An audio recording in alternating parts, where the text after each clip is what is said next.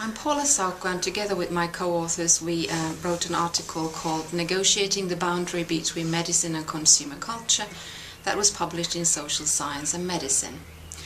And in this article we investigate so-called nutrigenetic tests, which are genetic tests basically sold online and that provide their customers with advice on what to eat and what supplements to take based on DNA.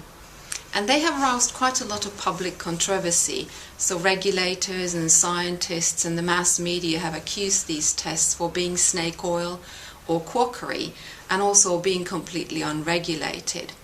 And we analysed the debates as well as the efforts to regulate these tests. And we found out that both in the UK and in the USA, the regulators were actually debating whether these tests were medical devices or not. And interestingly enough, on both sides of the Atlantic, they concluded that a new category was needed, perhaps for lifestyle genetic tests. So in this category, these tests could go on being sold under specific conditions, but they could not claim to be medicine. And drawing on science and technology studies, and as particularly Thomas Guerin's work on boundary work, we argued that these critics of the tests were trying to draw a boundary between proper or real genomic research and science and quack nutrigenetic tests. But we argued that obviously they were actually not delegitimating these tests, but they were actually legitimating them by branding them lifestyle tests.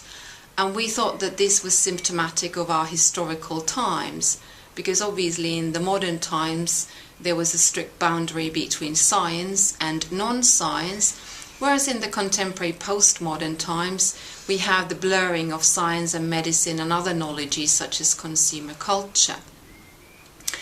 And we also looked at the marketing of these tests in the online sales portals and found out that the companies were, for instance, selling the tests as not predicting diseases but as optimizing wellness, and the tests were sold together with personalized risk charts, sometimes accompanied with a possible phone consultation with a physician, and sometimes the tests were also sold in spas or wellness centers.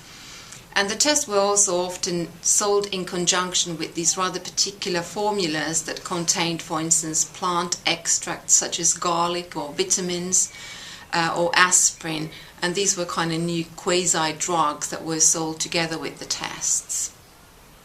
And in social science and medicine, there has been quite a lot of literature recently about so-called lifestyle products such as Viagra or mood-enhancing drugs, or online pharmacies, or cholesterol-lowering statins sold or direct to the consumer, or various probiotic yogurts and spreads.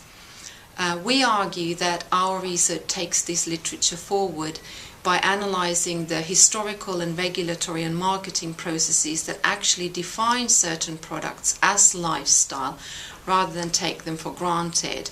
And so we think it's useful to analyse the social processes that are creating this category rather than take it for granted.